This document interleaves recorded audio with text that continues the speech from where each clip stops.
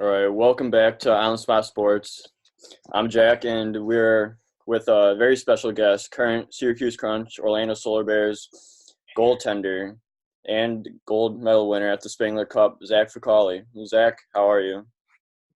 Hey man, thank you. I'm happy to be on your new show. This is cool, and yeah, I was happy you invited me. Yeah, no problem. It's gonna be a fun one. Yeah, it's been pretty eventful last few weeks for me, so it's we've got lots to talk about. Yeah, this has been an episode in the making for a while now, so it's good to have you on, finally. Yeah, thanks. All right, so you started your junior hockey career with the Halifax Mooseheads and spent 4 years of junior hockey in Halifax. You had incredible numbers in Halifax, going 126, 41, and 14.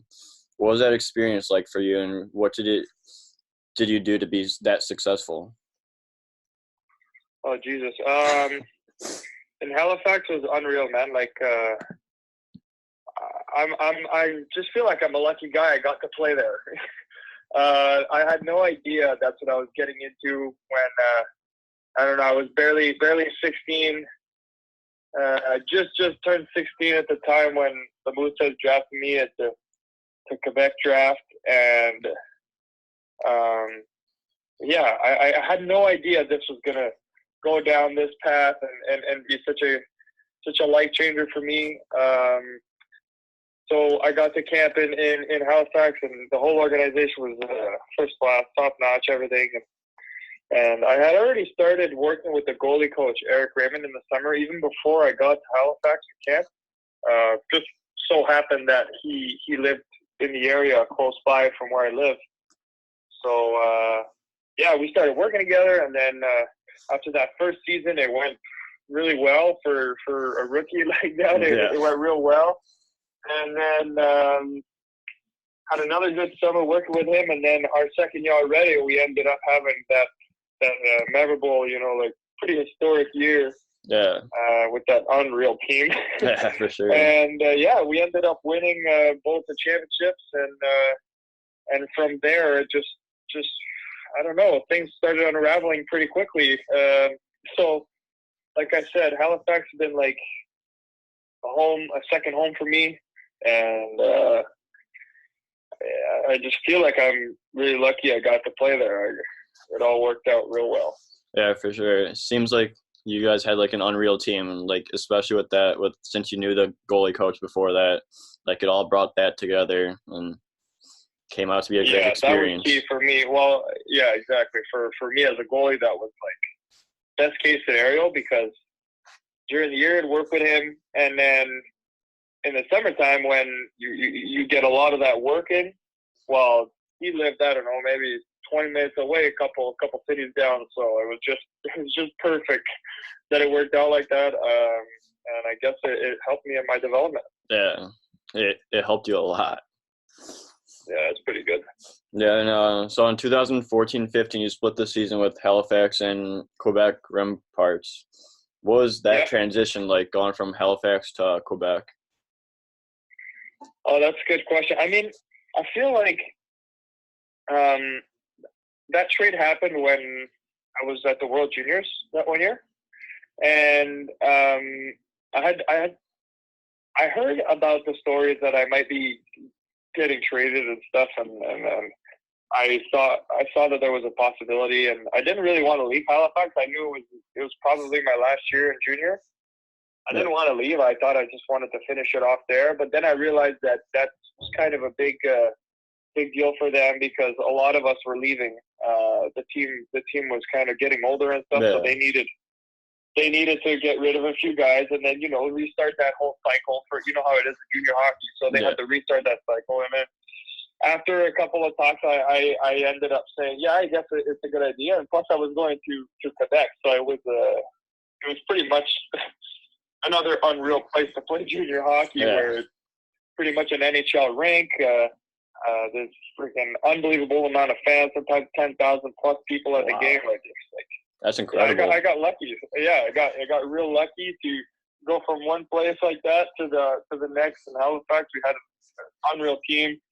made some great friends that I still have today and probably will have for a very, very long time. So yeah, like I said earlier, I had no idea what I was getting into when I went to junior, and I couldn't be happier about it. I got real lucky, man. I'm a lucky guy. Yeah, you had amazing numbers down there. It was insane looking at the numbers you put up. It's incredible. Well, in Quebec, I don't feel like I was really good. Like when I got there after the World Juniors, I didn't do great. Like maybe the first couple games were good. Yeah. But then after that, I was in a pretty big slump. I was kind of searching for myself a little bit. Like I was kind of like, I couldn't figure it out, after getting traded and stuff like that. I couldn't really figure it out. And it ended up that my partner started in the playoffs, and it got me pretty fired up. But it was a good wake-up call. It was a good learning experience, I learned a lot through it. And I don't think I had my best hockey when I was with Quebec during the season. That really came out, I think, in the playoffs after. It took a long time before I figured it out, and then in the playoffs we had a real good run when I got in there, and then we went all the way through. So yeah, man, it was pretty cool. Yeah, it seems awesome. Especially, seems like as a goalie you need that wake up call sometimes, and it just helps the game overall, which is a key point to a career. It could happen, it could happen. It can happen to anybody, and anybody will go through a slump. You look at the superstars today in the NHL, players, goalies, anybody. They go through a couple of weeks sometimes where it's not their best. It's not working sometimes, but it's part of everybody's life, and I learned a lot, and still happens sometimes today. So the more you get to it, I think the more you get to know yourself and make the adjustments to get back. Yeah, for sure. All right. What about you? You play? I just do men's You're league. in Chicago, right? That's where you. Yeah, I just do men's league and rat hockey right now. But yeah, cool. Are you a coach or? I'm a goalie. You like coaching or? No, I know, but I know you're a goalie. But like, do you think you'd be in the coaching sometime or? I think that's a possibility. Yeah. Yeah, it'd be pretty cool, right? I mean, you're only 19. Yeah. So I have a lot ahead of me. Podcast going. Yeah. Oh, cool, the podcast going. Yeah, thank you. So you made some pretty hefty playoff runs all throughout your junior career. What experience did you gain from those runs? Oh man, bunch of experience. Without them, it's tough to learn. Like the more you go through it, and sometimes it goes great, and sometimes it goes bad. Like I've always really believed that you learn your biggest lessons when you win, but the biggest ones, you learn good lessons when you win, but the biggest ones are really when you lose. And I've had some playoff runs that have gone real well and then ended really bad. Yeah. And that's a really good learning experience, and I was lucky to live those when I was younger, and they help me in my games right now. So I was, like I told you about 10 times already, I was lucky to have had all these different types of situations and experiences in junior. And when I became a pro, then you sort of just rely on those experiences and the things you've learned and the system that you've created and you're perfecting. You just rely on that, and you just fall back on that when things are tougher. And when things are good, you don't get too high. You just stick to that same system that works, that you trust. Yeah, for sure. It's always a learning curve. No matter if you win or lose, you always learn something. Yeah, that's true. Like I don't know if you're an MMA fan. People that know me know I'm an MMA fan. And John Kavanagh, Conor McGregor's coach, has a book that's called Win or Learn. Oh yeah. So I've heard of that. Yeah. That's something I really enjoy reading, and it's a good lesson for anyone. It's awesome. I'll have to pick that up and read that. Yeah, it's pretty awesome. Yeah, for sure. What was your favorite memory from both Halifax and Quebec?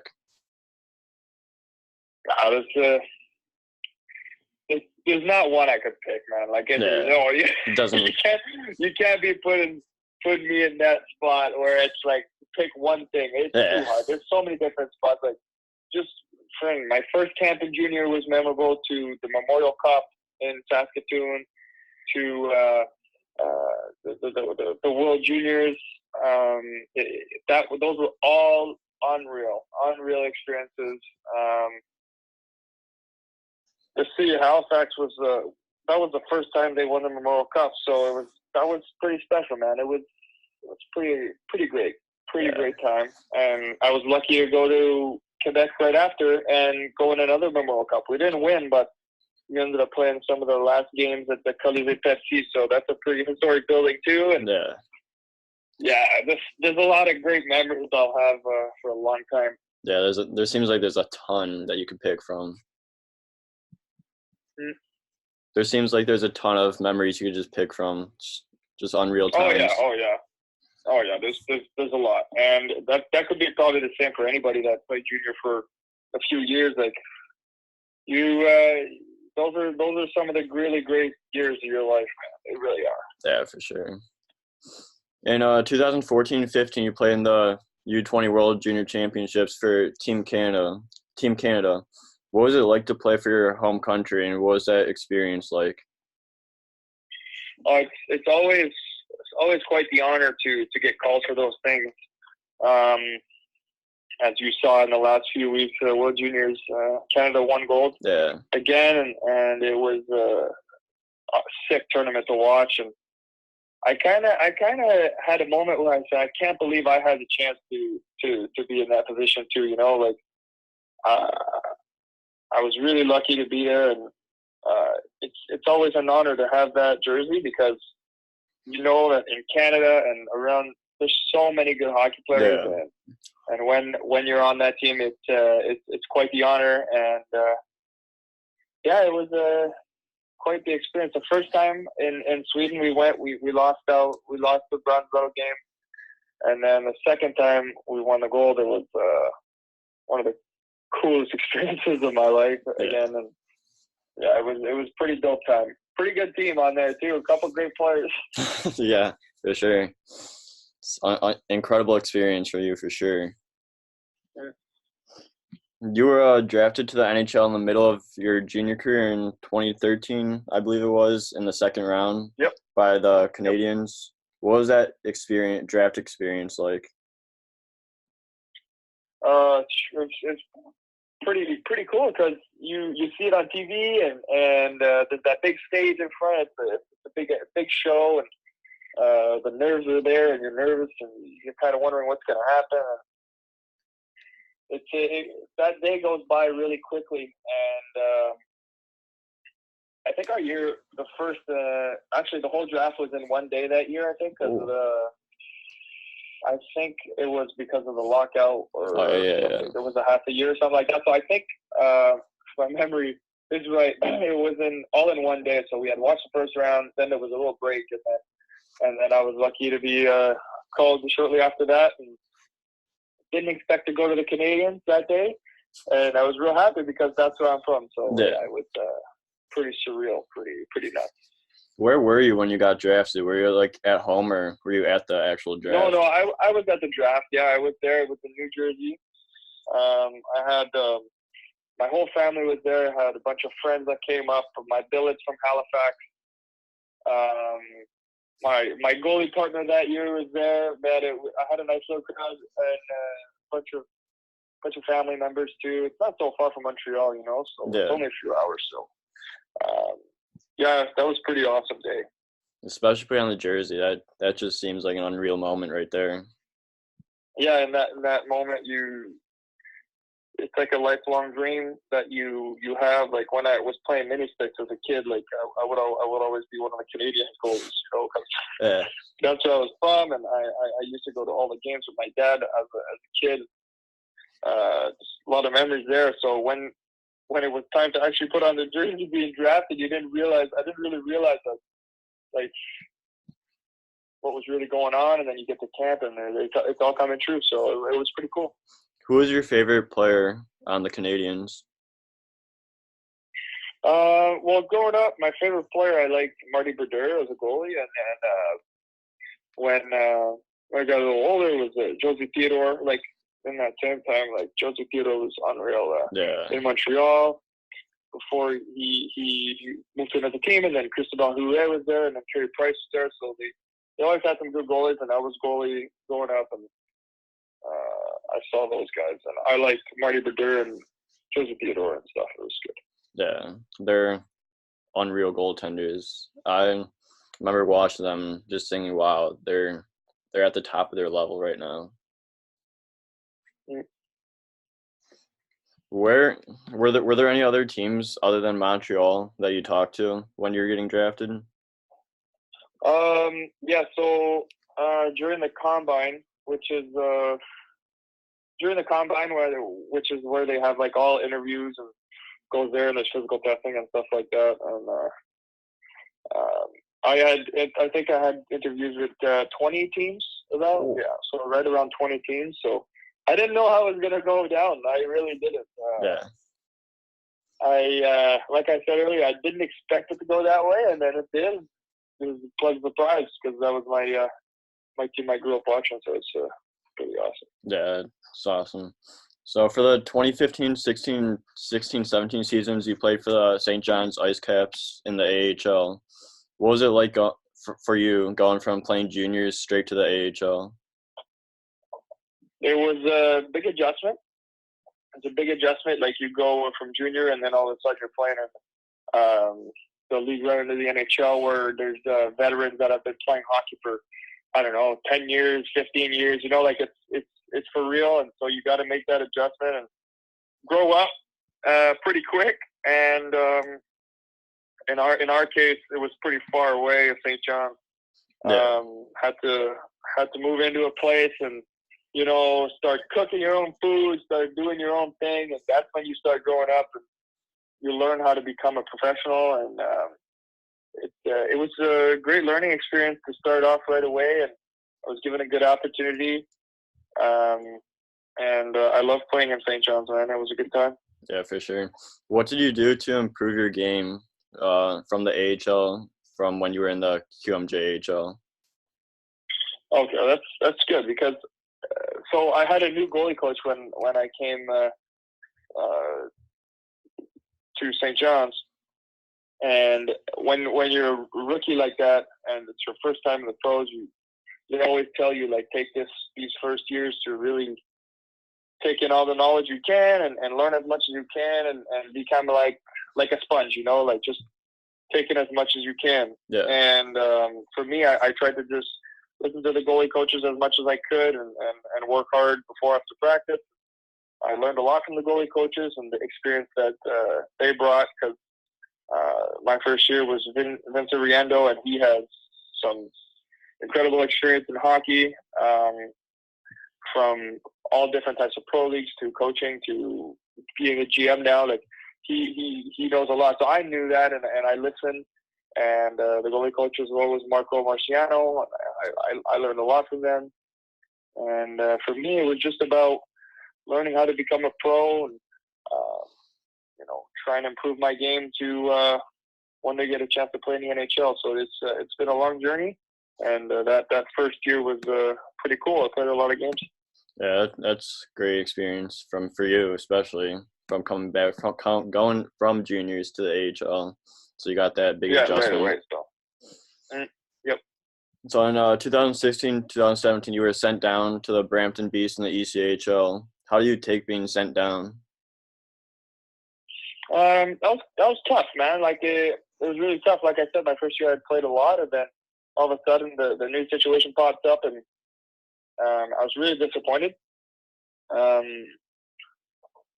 But you realize that in pro hockey things go really quickly, and you can come right back up, or there's no real time to, you know, feel sorry for yourself and stuff like that, because the schedule is grueling. There's a lot of games, a lot of hockey, and so what I did is I just tried to just focus on my game, make sure I got better every day, and get ready for my next opportunity. But I can't say it was easy. It was really hard to go through that, and a good support system, my family, and it's worked out. I mean, it's been quite the experience. It's been up and down since I got in the pros, but it's been quite the experience. I'm happy.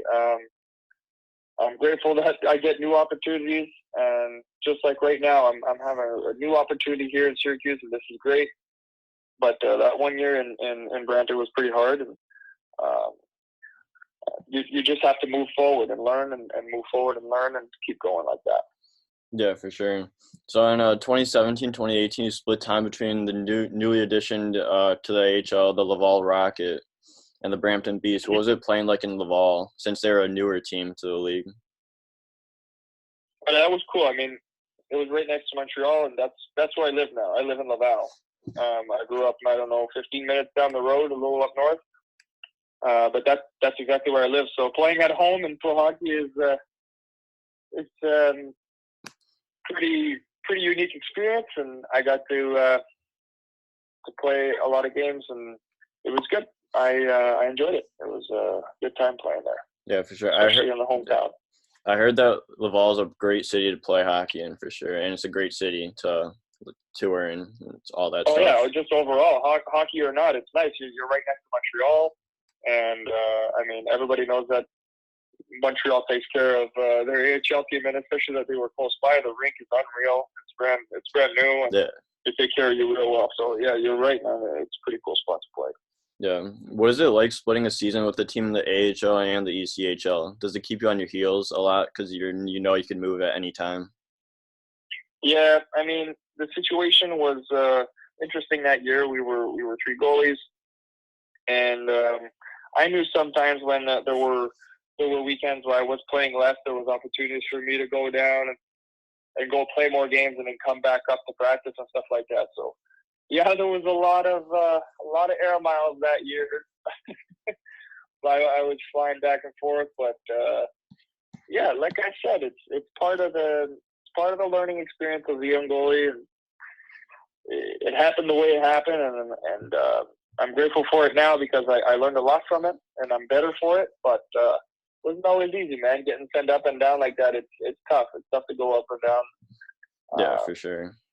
But you go through it. It builds resiliency. It builds a little bit of a mental toughness that you need in terms of like believing in yourself and stuff like that. Like, yeah, hockey it's not easy. It's tough, and for goalies sometimes it's like that. The situation was interesting with 3 goalies, and so I went up and down a lot, and I learned. So it was an interesting year. Yeah, for sure. It was an interesting year. Yeah. Yeah, it feels like it's important that you have to believe in yourself as a goalie, because like once you start not believing in yourself, everything goes downhill. Then when you start believing in yourself, everything goes up the hill. Yeah, exactly. It's pretty foundational. Like if I had, it's in the top 3 things as a goalie that you absolutely need, that are indispensable. So the belief, that confidence, that yeah, exactly. You need it, and you said it great. And as soon as you have that, you're one step ahead. Yeah, for sure. You know what I mean? Yeah.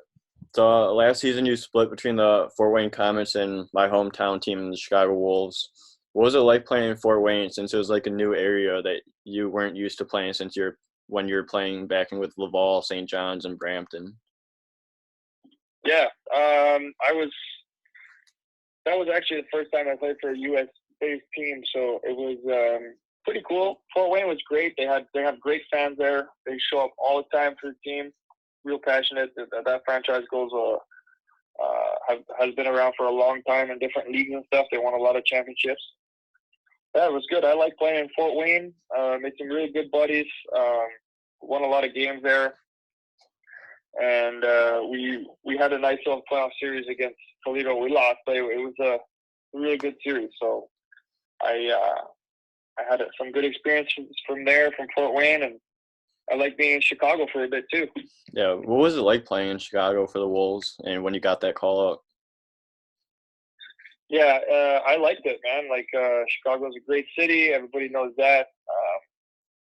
I went to see a couple Bulls games downtown, and no, it's good, man. Like Chicago is a great franchise. They take winning real seriously, and they were affiliated with Vegas, so it was really great to be a part of that. And I was real lucky to have had the chance to play there, man. It was a good time. Yeah. And going back to the Fort Wayne, you said you played in the playoff series that season. What was that series like, and what did you gain from that experience? Well, there's a big rivalry between Toledo and Fort Wayne, and it was they were a real strong team, and they kind of had our number during the year. You know, they kind of had the best of us and had some good battles. The rivalry kind of grew, and it was good because it's not that far. So we just went back and forth in the cities, and we lost in 6 games, but it was some really tight games, and it was good, man. It's just a good series. I don't know what else to tell you. It was just a good, solid rivalry type series. It was good.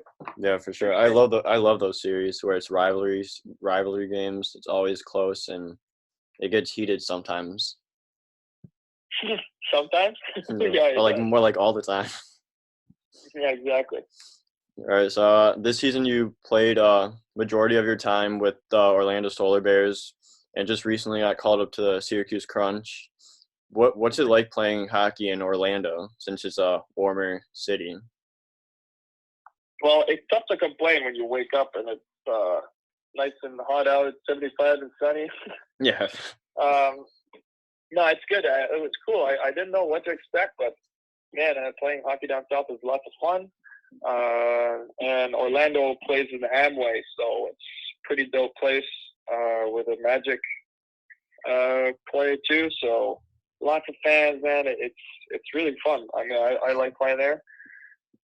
And this year I got the chance to be here in Syracuse too, so I got some new experiences there too. So I've been flying around a lot, and it's good. Yeah, for sure. And Orlando's got some pretty sick jerseys too, and logos.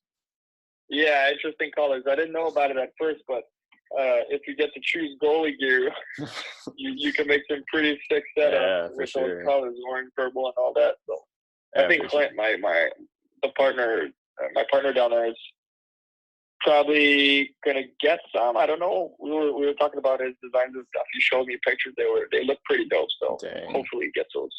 Hopefully I'll see them soon. You'll see them for sure. You can't miss them. You can't miss them with those colors. Yeah, for sure. Jesus. Does the ice feel different in Florida than it does when you're in like a colder climate, or is it all pretty much the same? No, I didn't notice a difference. I thought it was fine. No, the Amway, they got a pro crew. Like, it's good. So, no, I didn't notice a difference. Yeah, that's good. So you recently got called up to the Syracuse Crunch right after you got back from the Spengler Cup. What'd that call up feel like? It was a good feeling because after the Spengler Cup, I head back to Orlando, and it was good. I was wondering what was going to happen, and I was just getting ready for my next games, and then all of a sudden they told me I was going to come back here, and I actually got to play last weekend in Laval against Laval. So I saw that. Pretty unique game.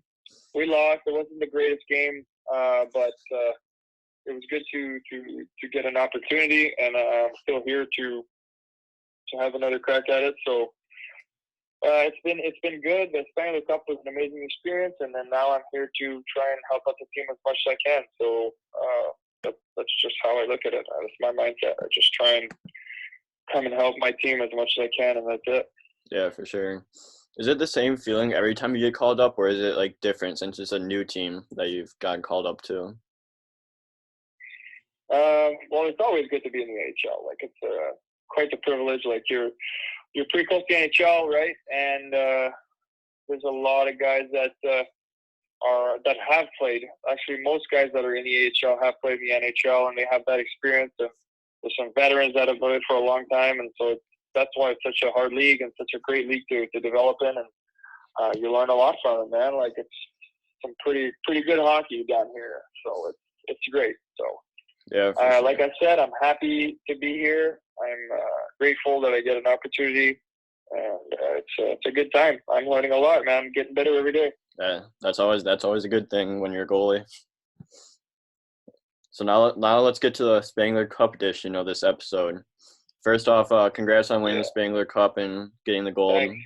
That was unreal. Thanks, When did you know that you were going to be competing for the Spengler Cup in Davos? So I knew early November. Like mid-November. Yeah, I thought that it was a possibility, and then within a week or two, they gave my agent a call, and that's it, man. But yeah, it was a sick thing. I love the Spengler Cup. It's an unreal place. So you're like at the top of the Swiss Alps. It's freaking kind of like a little winter resort with skiing and all that. And yeah, man, I was really lucky to be part of that again. Awesome time. Yeah, for sure. So I'm guessing that call that you got was really exciting when you got the call to go to Switzerland to compete. Yeah, it's good. It's a great call to have. I agree with you. And it was my third time this year. This year was my third time. Ooh. So I was real lucky. This year I was kind of asking, I was like, what's the situation with the goalies? Because I had such a great experience the last two times I went that. Yeah. I was kind of asking what was the deal. Like, can I go back? Can I do it again? Can I go again? And it all worked out. But yeah, I said it was an unreal experience. It was unreal because we won, right? And that's great. We won. But it was kind of an interesting tournament this year because there was kind of a stomach flu that was going around. Oh yeah. And like a bug, and so a lot of people got sick. A lot of teammates got sick, and it was just like kind of miserable for some. You're like in such an unreal place, like you're with Team Canada and all that, and then a couple of us are getting sick, and guests are getting sick, and I got it too. It was terrible, but yeah, man, it was just part of the experience, and it's all good. It's something you laugh at when you win it in the end, right? Yeah, for sure. What does it mean to you personally and in your career for playing for the Spengler Cup so far? It means a lot because earlier we were talking about when I was sent down to Brampton, I was having a tough time mentally and all that, and it was harder for me. But then I had that first opportunity to play at the Spengler Cup, and we won it, and that was such a good boost of confidence. Like that, the fact that the GMs for that team, for the Team Canada, had the faith in me to put me in the net and give me the opportunity to play, and that was a nice confidence booster. That first time, that was my second year pro at the time, and I was struggling a little bit mentally, and then all of a sudden I got that opportunity, and it worked out really well, and I played sharp, and like I said, it gave me a lot of confidence. And then the second time I went last year, I played pretty well. We didn't win it, and it was another little confidence booster. It's just great to be considered for that role, like when you get a call like that, like it's a nice confidence booster because it's kind of a show of confidence from whoever's building that team to you, and sometimes you need that, and it's been great, and it's worked out real good. I'm happy we got to win it. Made some pretty cool buddies on that team now, and it's a good time, man. That's awesome. What do you think is the biggest difference from playing in North America and Canada to going and playing in Switzerland? Oh, good question. I think it's a different pace. Like in North America, there's a lot of chip chasing, a lot of hitting, a lot of physicality, all that. And in Europe, there's like there's a different gear. Like it's a quick pace, but there's more of a finesse aspect to it. With the larger ice, it's different to be hitting people all the time. Yeah. There's more space out there, so there's a lot of skill plays, and guys can skate pretty good too, but the pace is just a little bit different because of the size of the ice. I think that changes it a little bit. Yeah, for sure. The power plays become real dangerous with all that space, and it's a good learning experience for me. It was good to be able to play on both ice, and yeah, it's good. And then you come back to North America on a smaller ice, and then it feels like everything's coming at you so quick. Yeah. Right? So for sure. it's another little adjustment, but adjustments that take a few practices, and then you're all set. Yeah, for sure. What was it like capturing that gold medal in which you had a 4-0 shutout in that game as well? It's pretty cool. Like I said, our team, it's a unique experience because of the fact that you bring your whole family. I was there with my girlfriend, and most guys bring all of their kids, their parents, their in-laws. Everybody's there, right? Their family. It's a big family tournament. We had a crew of 170 people this year plus. It was huge. So that's what the tournament's all about. It was about the families, and to win it was great because it wasn't just us. There was more people to it, and that's what kind of makes it special. Is there's people around you, and it's a good time. It means a lot to me because, like I said, it's a good confidence booster when you get that opportunity to play at that level against those teams, man. Awesome. Just awesome. It's always nice sharing those experiences with your family members and girlfriend too. Yeah, exactly. When you're alone, there's a lot of people who say that. You climb a mountain by yourself, and then you get to the top, and somebody to share the views with, it sucks. Yeah. So when you got your family or your girlfriend or friggin' dog, anybody, it just makes it better. And that's what that tournament's all about. It was a great time, and if it wasn't for the little flu bug, it would have been that much better. Yeah, for sure.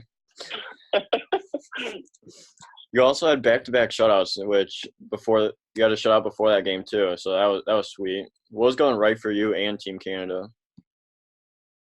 I don't know. I feel like we're not giving the defense enough credit here.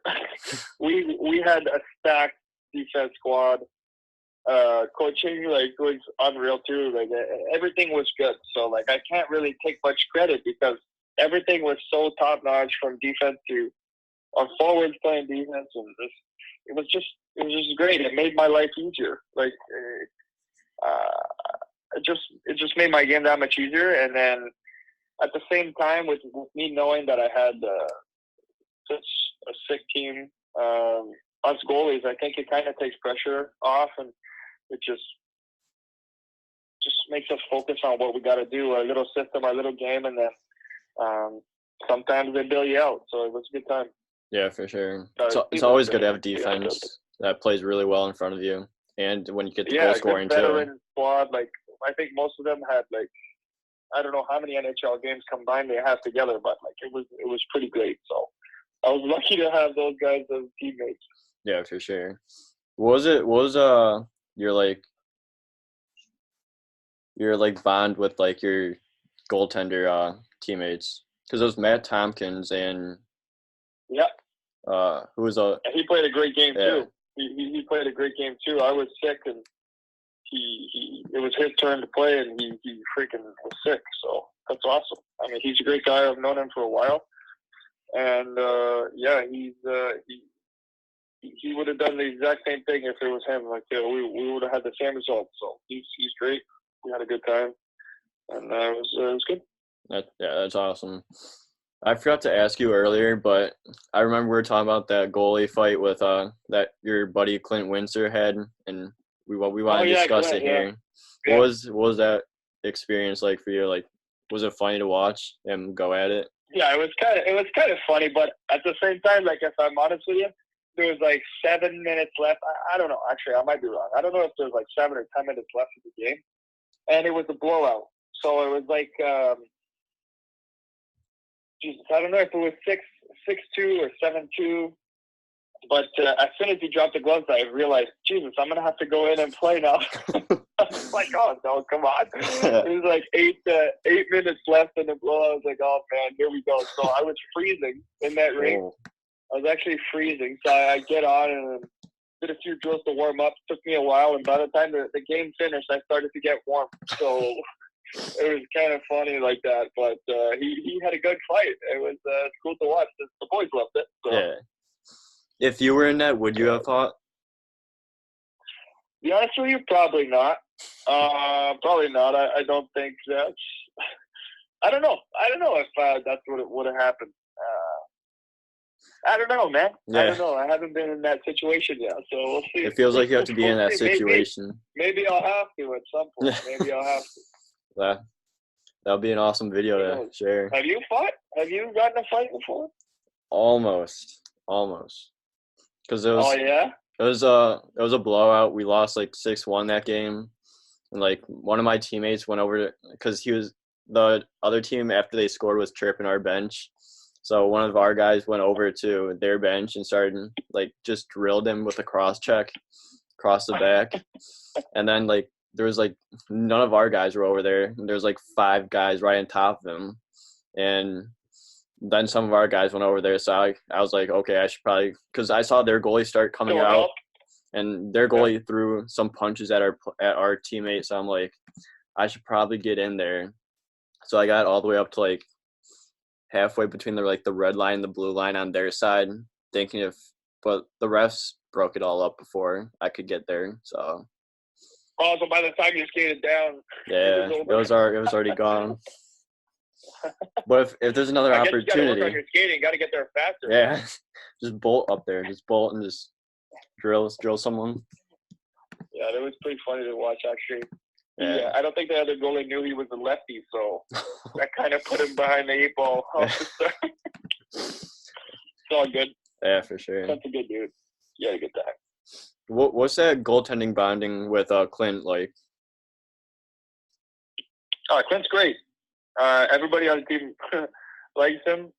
Funny guy, and yeah, he's been playing real well. So like together, we've just been getting along, and no complaints there, man. Yeah, for sure. No complaints. Good to have a good partner. Yeah, I can't wait to see his pads whenever they come out. Yeah, I hope they come out real good like that picture I saw. It's gonna be pretty solid with those jerseys. Yeah, for sure. So, what tips would you give younger goalies that look up to you, or like any goalies in particular? Man, like we talked about it earlier, a little bit of that belief, that confidence. But if I have one thing, I think it would be to not just believe in yourself, but believe in like your system, and the way you play, because we're given so much information from different coaches to freaking the media, the this and that. There's so much we can get lost in. Sometimes the basics and the things that got you there is what's going to propel you further. Like, you just got to trust your system that you like to play in. I'm not talking about like the team system. I'm talking about as a goalie. Like, we each got our own little pointers that we give ourselves. Like, but if it's just your main point is patience, focus on that. Like, if you got 3 of them, like, just keep those and build off those and keep those as your foundation. And man, just always be open to learning, but your core, your foundation, the things that you actually believe in, you got to stick with that. You really have to stick with it. And if it got you there, then it's going to help you keep you there and go to the next level. So that's my main thing. That's actually one of the biggest lessons I've learned. It's to listen to coaches and be open-minded and learn and move forward in terms of your technique and try and get better at it. Yes, of course. But I think you understand what I'm saying, that the core principles to your game, just make sure you never forget those and you keep doing those. Yeah, for sure. That's and it's different for every goalie, right? So I'm sure you have the different foundational, like principles to your game. Mine are different to yours and all that. But that's what works for us. So whatever works for you, just kind of be a little bit stubborn with it. Like, you stick with it. I've seen a lot of goalies that I've learned from that sometimes it's not like, how could I say, like textbook, but for them, like that's their textbook. You know what I mean? Yeah, for sure. Yeah, so that's it. That would be my thing. There's a lot to talk about for goalies, but that to me would be my main one. Yeah, for sure. Throughout this year, I've also like started creating like a foundation. Like, I do different drills before the games. I do different warm up stretches and like keep all that the same. worry about my patience. Just think about patience, confidence. It all helps your game in the end. Yeah, for sure.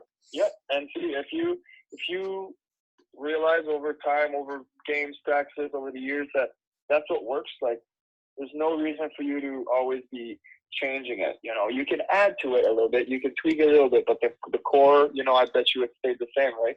Yeah, for sure. Yeah, I'll even so wear the that's it. same So that's socks cool. too. Oh, there you go. Well, unless they get worn out, then you just freaking change your stock. Yeah, that is true. Just change your stock. Just if they start having holes in it, man, come on. Yeah. Good point. Are you a superstitious goalie? And if so, what do you do? What are some of your superstitions? I don't think I'm superstitious. I'm pretty rigid in my routine now. I believe in it quite a bit. But if sometimes things change, road trips go wrong sometimes, freaking, man, who knows what can happen? Yeah. I can adjust. Yeah, for sure. I don't think I'm superstitious, sorry. Yeah. I got a good routine going, but I can adapt. I think I hope I'm somebody that's known to be that can adapt. that's an important thing to be able to do. Just adapt to whatever's going on. Yeah, it's always good to have that set routine that you do, game in, game out. Always helps you stay in the mindset. Yeah, exactly. You're right. So what do you plan on doing after your career? Good question. I